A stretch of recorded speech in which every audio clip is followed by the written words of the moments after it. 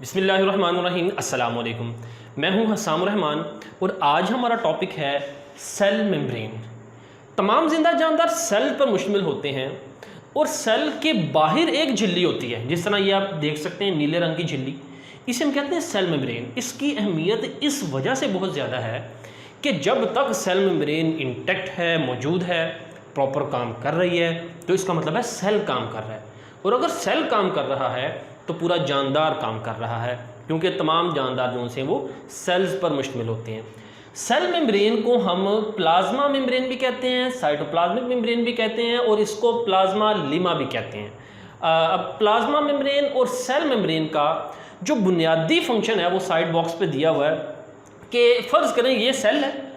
अगर हम बात करते हैं ना कि ये सेल के बाहर जो बैरूनी मेम्ब्रेन है प्लस ये जो अंदर ऑर्गेनेलीज हैं, mitochondria, endoplasmic reticulum, Golgi apparatus, इनके गिर्द जो मेम्ब्रेन्स हैं, यानी ऑर्गेनेलीज की मेम्ब्रेन और सेल के बाहर वाली मेम्ब्रेन, इनको कलेक्टिवली हम क्या कहेंगे? Cell membrane. लेकिन अगर हम बात करें सिर्फ बैरूनी मेम्ब्रेन की, सिर्फ बैरूनी मेम्ब्रेन की, तो उसको हम कहेंगे plasma membrane. When we talk about cell membrane of a cell we say them as cell membrane. Talk about all membrane यानी तमाम मेम्ब्रेन, बैरूनी मेम्ब्रेन और ऑर्गेनेलिस की। When we talk about only the outer membrane, बैरूनी membrane of the cell, we say it as plasma membrane. तो ये इनमें बुनियादी फर्क है। अब वो कहता है कि all prokaryotic and eukaryotic have cells have thin elastic membrane. तमाम प्रोकैरियोटिक में भी। और अब ये प्रोकैरियोटिक और यूकैरियोटिक में क्या फ़र्क है? देखें, प्रो का मतलब है विदाउट, बिफोर।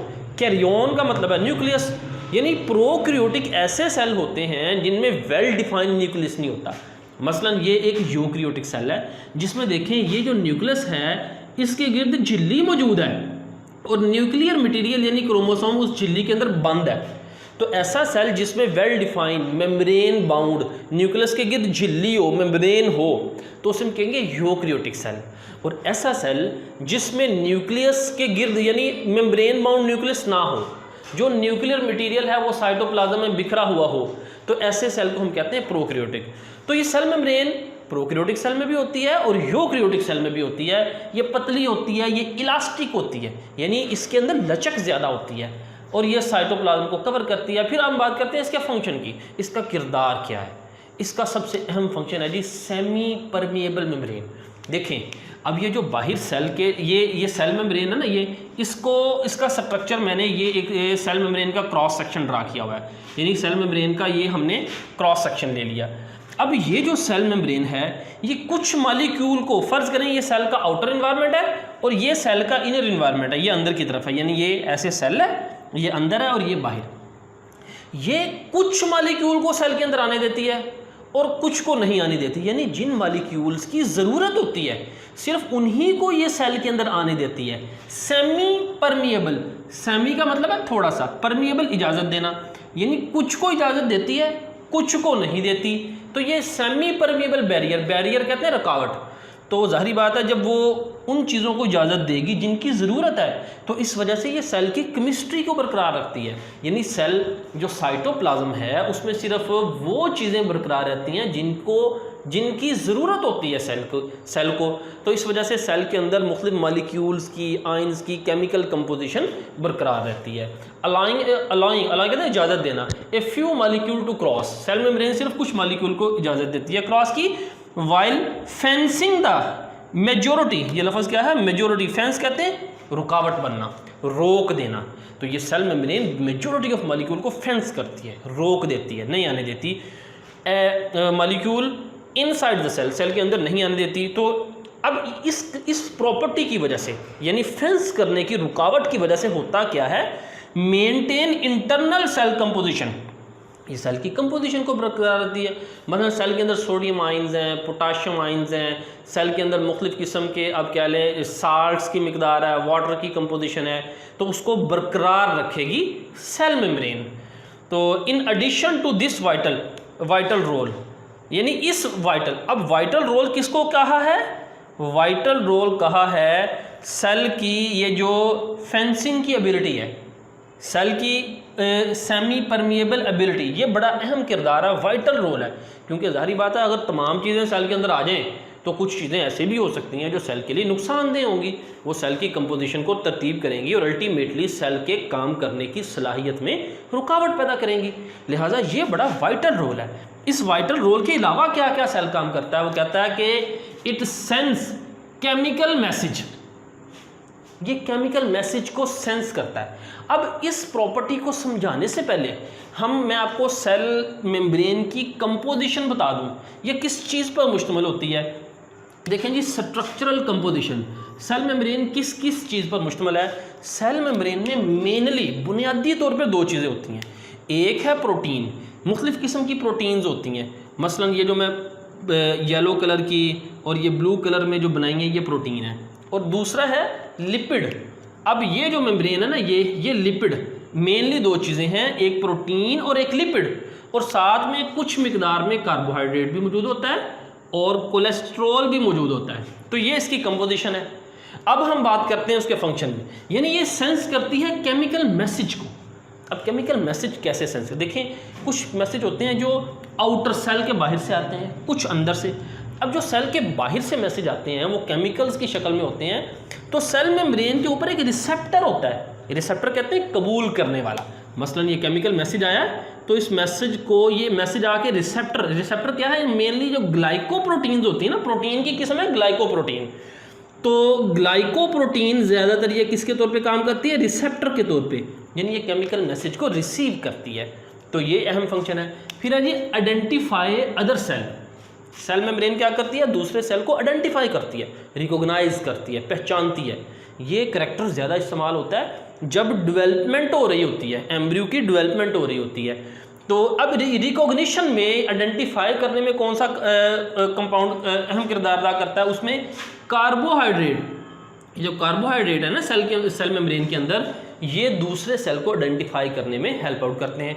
फिर हम स्ट्रक्चर की बात करते हैं। केमिकल एनालिसिस रिवील्स का मतलब है, वैसे इसका मतलब है नाजुल होना, लेकिन इसका मतलब है कि हमने जब केमिकल एनालिसिस किया तो हम पे ये इंकिशाफ हुआ, हमें पता चला that it is mainly composed of protein and lipid. जो सेल मेम्ब्रेन है ये किस पर मुश्तमिल है, प्रोटीन पर और लिपिड पर। तो और साथ स्मॉल क्वांटिटी में इसमें क्या मौजूद है, कार्बोहाइड्रेट भी मौजूद है। अब उसके बाद प्रोटीन मौजूद है, लिपिड मौजूद है। सवाल ये पैदा होता है कि प्रोटीन और लिपिड किस तरतीब के साथ मौजूद है, कितनी प्रोटीन है, कितनी लिपिड है, वो किस तरह से जुड़ के सेल मेम्ब्रेन बनाती है। तो इसके लिए मुख्तलिफ़ किस्म के मॉडल्स पेश किए साइंटिस्ट ने, और उसमें से सबसे एक्सेप्टेबल मॉडल जो सा है वो है फ्लूइड मोज़ेक मॉडल। ये with the help of electron microscope, जब हमने इलेक्ट्रॉन माइक्रोस्कोप से स्ट्रक्चर की स्टडी की, मसलन ये जो सेल का स्ट्रक्चर है ये भी इलेक्ट्रॉन माइक्रोस्कोप के ज़रिए ये डायग्राम ली गई है। तो इलेक्ट्रॉन माइक्रोस्कोप से जब हमने स्टडी की तो एक मॉडल पेश किया साइंटिस्ट ने जिसे हम कहते हैं फ्लूइड मोज़ेक मॉडल। अब इस मॉडल के मुताबिक सेल मेम्ब्रेन का स्ट्रक्चर किस तरह से है, इस मॉडल के मुताबिक सेल मेम्ब्रेन जो सी है ये लिपिड की दोहरी तह पर मुश्तमिल है, लिपिड बाइलेयर। देखें ये जो मॉलिक्यूल्स की तह आपको नज़र आ रही है ना, ये वाली, ये लिपिड की एक तह है। लिपिड का मॉलिक्यूल किस तरह से, ये वाला, ये जो सा ना, ये एक लिपिड का मॉलिक्यूल है जिसका एक हेड है और दो टेल है, और इसके ऑपोजिट दूसरी तरफ ऐसे उल्टी डायरेक्शन में दूसरा लिपिड का मॉलिक्यूल लगा हुआ है। मसलन ये इस तरह से लिपिड के मॉलिक्यूल और दूसरी तरफ इस तरह से। तो एक लिपिड के मॉलिक्यूल की ये तह और दूसरी ये, बिल्कुल देखें ये लिपिड के मॉलिक्यूल की तह लगी हुई है और ये दूसरी लिपिड के मॉलिक्यूल की तह, तो एक ऊपर और एक नीचे ऐसे ऑपोजिट डायरेक्शन में। इसे हम क्या कहेंगे, लिपिड बाइलेयर।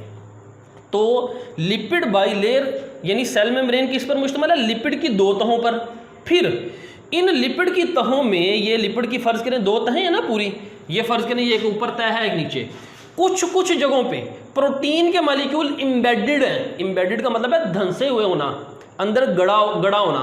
मसलन देखें यहाँ पे प्रोटीन का मॉलिक्यूल मौजूद है, यहाँ पे मौजूद है, यहाँ पे मौजूद है, एक मॉलिक्यूल आगे जाके यहाँ पे मौजूद है, ये यहाँ पे मौजूद है, ठीक है। तो मुख्तलिफ जगहों पे प्रोटीन के मॉलिक्यूल किस मैनर में मौजूद है, मोज़ेक मैनर। मोज़ेक कहते हैं पैचेस, टुकड़े, यानी प्रोटीन के मॉलिक्यूल लगातार मौजूद नहीं है। एक यहाँ पे पैच है, एक यहाँ पे, एक यहाँ पे, एक यहाँ पे, एक यहाँ पे, तो ये पैचेस की शक्ल में प्रोटीन के मॉलिक्यूल मौजूद हैं, इसे हम कहते हैं मोज़ेक मैनर। देखें अब फ्लूइड मोज़ेक मॉडल क्या है, there is a lipid bilayer, lipid की दो तहें, ये एक ऊपर वाली तह और एक ऊपर वाली तह और एक नीचे वाली तह। अब उसमें क्या होता है, protein molecules are embedded, lipid bilayer में प्रोटीन के मॉलिक्यूल क्या हैं, इम्बेडेड।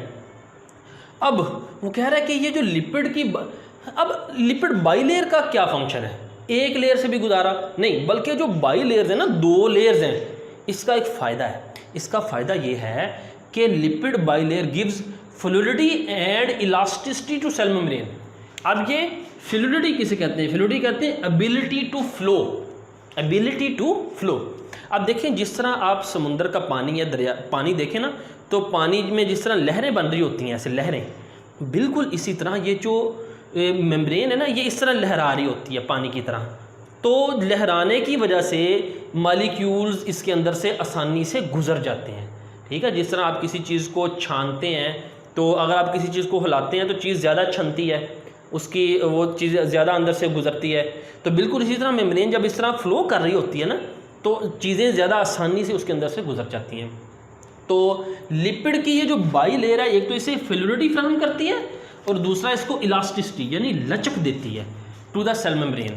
फिर जी इसमें कुछ मिकदार में कार्बोहाइड्रेट्स हैं, और वो कह रहा है कि इन यूकैरियोटिक सेल, यूकैरियोटिक, ये पॉइंट अहम है, गौर से समझिएगा, यूकैरियोटिक सेल में कोलेस्ट्रॉल इज आल्सो प्रेजेंट। देखिए ये कोलेस्ट्रॉल है, ये कोलेस्ट्रॉल मौजूद है, ये कोलेस्ट्रॉल मौजूद है, ये कोलेस्ट्रॉल मौजूद है।